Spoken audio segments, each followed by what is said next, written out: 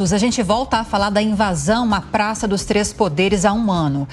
Mais 7 policiais serão julgados em sessão virtual no STF sobre possível omissão durante os ataques. Saiba mais na reportagem de Camila Yunes. A primeira turma da corte vai julgar os militares entre os dias 9 e 20 de fevereiro no plenário virtual. Os magistrados irão decidir se os denunciados serão réus e passam a responder a uma ação penal. A corte vai julgar a denúncia da Procuradoria-Geral da República, que apontou alinhamento ideológico e de propósitos entre os denunciados e os que pediam a intervenção das Forças Armadas. Diálogos que a PGR acessou mostram que policiais estavam infiltrados em acampamentos e transmitiam tudo o que observavam em um grupo nas redes sociais. Dessa forma, segundo as investigações, os militares tinham informações sobre o risco de invasão de prédios públicos e não teriam reagido aos ataques propositalmente. São 7 policiais denunciados, entre coronel, major e tenente. Eles são acusados pela Procuradoria de omissão, abolição violenta do Estado Democrático de Direito, golpe de Estado, dano qualificado pela violência e grave ameaça com emprego de substância inflamável contra o patrimônio da União e com considerável prejuízo para a vítima, além de deterioração do patrimônio tombado e violação de deveres funcionais. Como o julgamento será no plenário virtual, os ministros votam através do sistema eletrônico e, assim, não há sessões de debates. Vou chamar mais uma vez os nossos comentaristas para analisar essas investigações, esses militares em julgamento. Você vai lembrar, né, Piperno, que na época dos ataques, um pouco depois, quando as investigações começaram a avançar e avançaram para os julgamentos, existiu muita discordância, muita polêmica sobre qual seria o órgão, a instituição que faria o julgamento desses militares que são suspeitos de envolvimento nos atos de 8 de janeiro. Se seria o Superior Tribunal Militar ou o STF.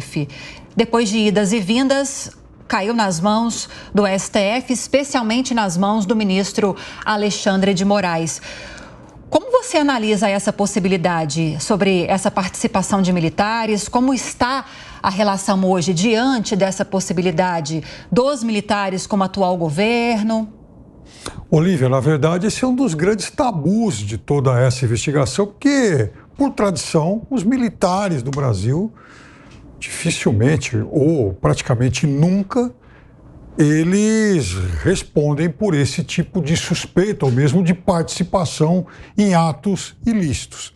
Eu me lembro que naquela semana do 8 de janeiro, um dos primeiros temas muito discutidos eram as participações dos generais Arruda e Dutra, ministro do Exército e do chefe lá da segurança do Palácio do Planalto. Então vejam, quando forças de segurança, ainda no final da tarde, início da noite do 8 de janeiro, se prontificaram a entrar nos acampamentos para fazer prisões, para levar suspeitos aí de participação naqueles atos todos, eles foram impedidos por generais. O general Dutra, inclusive, falou, olha, se entrar aqui vai ter um banho de sangue e as minhas tropas são maiores que as de vocês. Isso está fartamente relatado.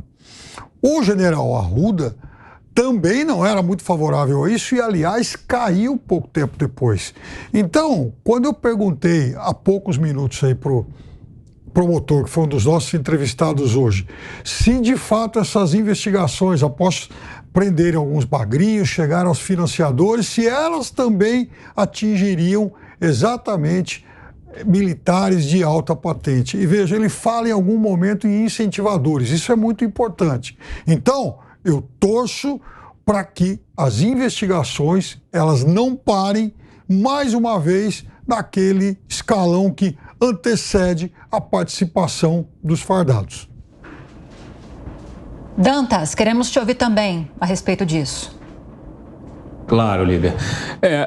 De fato, assim, é uma investigação que precisa avançar. Eu tenho visto muito as manifestações do ministro da Defesa, do Múcio, porque ele, assim que assumiu o ministério, ele estava ministro, né, na ocasião, e ele já vem falando diversas vezes sobre responsabilização. Mas de que maneira? Ele entende, deixa isso muito claro, que, na verdade, não houve um golpe porque a cúpula das Forças Armadas não concordou com isso, não concordou com nenhum tipo de aventura antidemocrática. Então, mas há a possibilidade que você tenha ali figuras, inclusive já da reserva, pessoas que, autoridades que conviviam neste ambiente ali do poder, né, no governo do Bolsonaro, e que, de alguma maneira, podem ter, vamos dizer assim, incitado